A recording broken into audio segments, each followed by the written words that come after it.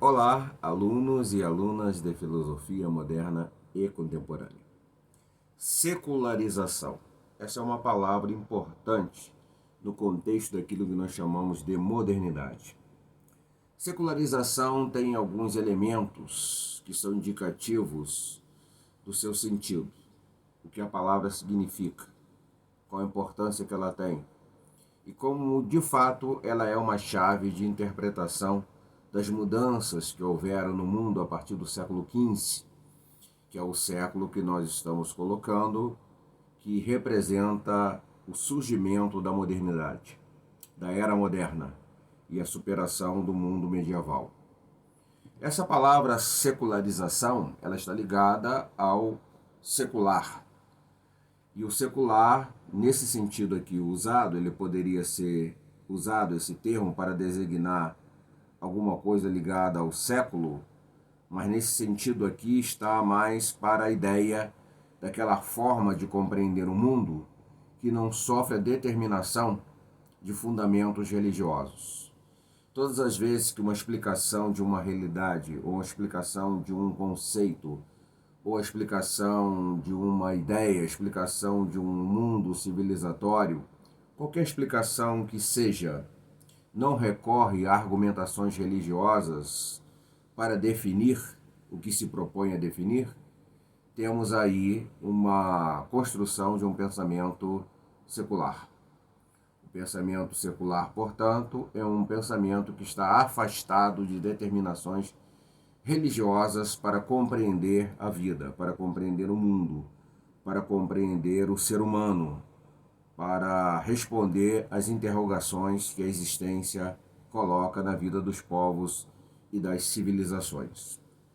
O conceito de secularização é um conceito já muito visitado no mundo das ideias, das ciências humanas, tentando explicar essa metamorfose que ocorreu no Ocidente nessa virada do século XIV para o século XV. Eu vou destacar dois pontos que acho que são decisivos, necessários e essenciais para que se compreenda bem o que é a secularização. No primeiro momento, vamos entender que a secularização representa o enfraquecimento do poder eclesiástico na definição da ordem social.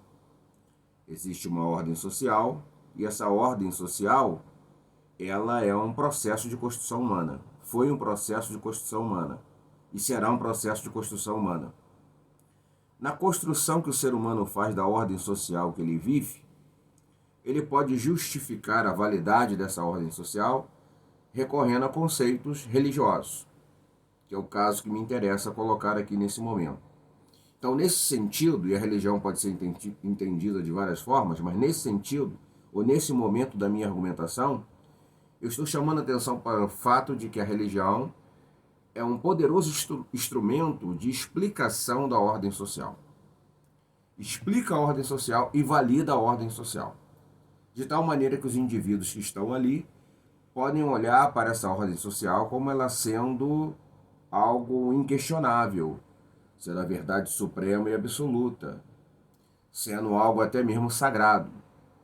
Então, o mundo medieval tinha muito essa orientação de pensamento vindo do religioso para justificar a forma como a sociedade estava organizada e como os seres humanos viviam. Com o mundo moderno, há um questionamento no papel da religião de ser capaz de definir esse mundo real tal qual ele é, ou então uma desconfiança de que aquilo que a religião está falando sobre esse mundo mereça ser questionado ou avaliado de outra forma. E é claro que, ao olhar para o mundo medieval e ver todo o processo de exclusão social que ele fazia, e quando verificamos que muitas coisas que aparecem sendo justificadas pelo pensamento religioso medieval no que diz respeito à sociedade, constatamos que o que existe ali, muitas das vezes, não representa absolutamente a verdade dos fatos. Interesses políticos que estão sendo colocados e respaldados por reflexões teológicas e religiosas. Fato que tem ocorrido ao longo da história da humanidade. Ocorreu com o catolicismo, ocorreu com o protestantismo, ocorre com o islamismo e ocorre com qualquer outro sistema religioso. Eles justificam, às vezes, ordem social, não em nome da verdade, mas em nome de interesses políticos. E é claro que existe também, dentro dessas dinâmicas de pensamento religioso, concepções explicativas da realidade que correspondem sim à verdade e que estão de alguma maneira apontando para aquilo que é mais ético e devido no que diz respeito à vivência dos seres humanos no espaço da sua vida existencial. Esse enfraquecimento do poder eclesiástico, portanto, é um dos elementos que explica o que nós estamos chamando aqui de secularização. Não há mais uma fonte única de explicação da verdade e nem essa fonte é considerada como sendo uma fonte que necessariamente precisa estar apoiada numa ideia ou numa concepção extraída e oriunda da religião. O outro elemento importante para ser pensado nisso que nós chamamos de secularização, e aqui eu estou fazendo apenas constatações, não são exatamente opiniões minhas, mas é apenas uma observação científica daquilo que o mundo moderno tem sido e daquilo que o mundo contemporâneo tem sido, porque uma coisa é o que o mundo é e outra coisa é aquilo que nós queríamos que ele fosse.